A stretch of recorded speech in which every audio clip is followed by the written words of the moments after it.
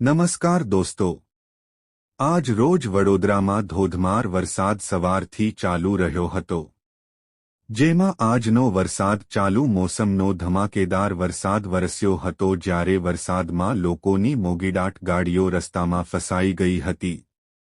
વરસાદે જે ધમાકેદાર એન્ટ્રી કરી હતી, જે ધબડકો બોલાવ્યો હતો, જેના કારણે વડોદરાના તમામ માર્ગો જળબંબાકાર થઈ ગયા હતા।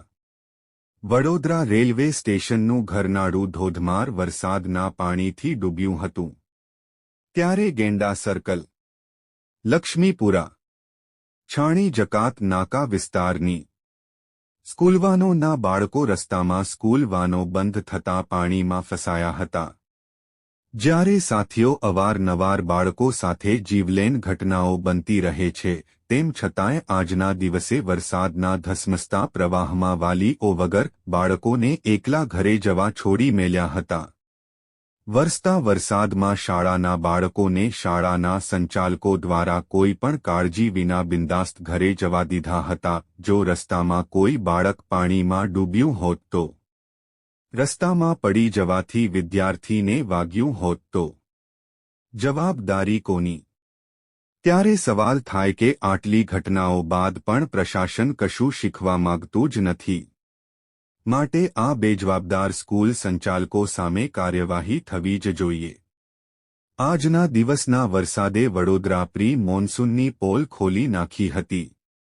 સાથીઓ, વડોદરા કોર્પોરેશનનું બજેટ 5,500 કરોડ રૂપિયાનું છે, ત્યારે સવાલ થાય, આ વડોદરા કોર્પોરેશન પ્રજાના ટેક્સના રૂપિયા ક્યાં વેડફે છે?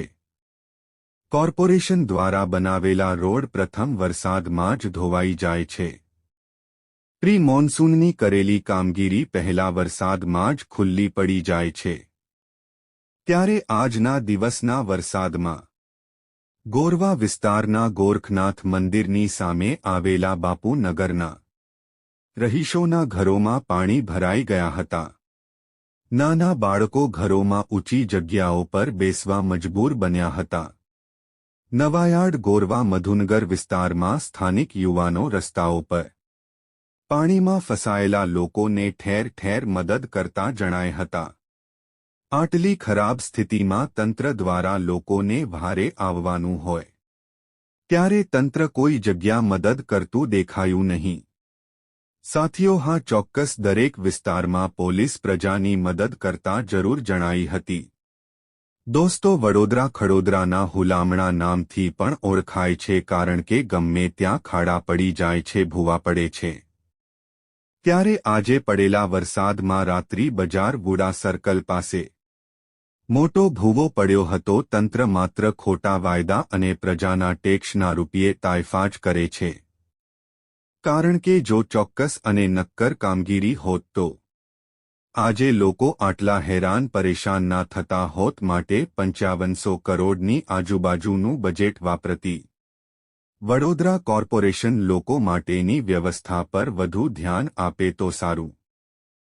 વાન ફસાયેલી છે, કોઈ છોકરાઓને કોઈ પણ હેલ્પ કરવા રેડી છે, કોઈ લેવા પણ નથી ગયું। ફાયર બ્રિગેડની ગાડી અમે બોલાવી અને ઘણા છોકરાઓને લઈને અમે આવ્યા છે, તો પણ કોઈ હેલ્પ કરવા અમારે ત્યાં આવતું નથી। આપ જોઈ રહ્યા છો જે તાલિબાન પાર્કના જે સ્થાનિક છે, એમણે વાત કરી કે નાના નાના બાળકો સ્કૂલમાં ફસાઈ ગયા છે, તેમ છતાં એમણે ગાડીની સુવિધા કરવા માટે ફોન કર્યો, પણ અત્યાર સુધી કોઈ સુવિધા કરવામાં આવી નથી। આ અમે વરસાદ ચાલુ છે તો શરૂઆતથી અમે સ્કૂલના બાળકો માટે કહેતા જ આવ્યા છે કે જે બાળકો સ્કૂલમાં ગયા છે તેમની સુવિધા કરવા માટે સરકાર કોઈ પણ જાતની રેડી છે નહીં। તો હું આ સરકારને કહેવા માંગીશ કે જે નાના ભૂલકા સ્કૂલોમાં ફસાયા છે તેમની સરકાર મદદે જાય, પોલીસ દ્વારા જાય, ફાયર બ્રિગેડ દ્વારા જાય, એનાથી જાય, પણ નાના નાના ભૂલકાઓને હેમ કેમ પોતાના ઘર સુધી પહોંચાડે એવી મારી અપીલ સરકારને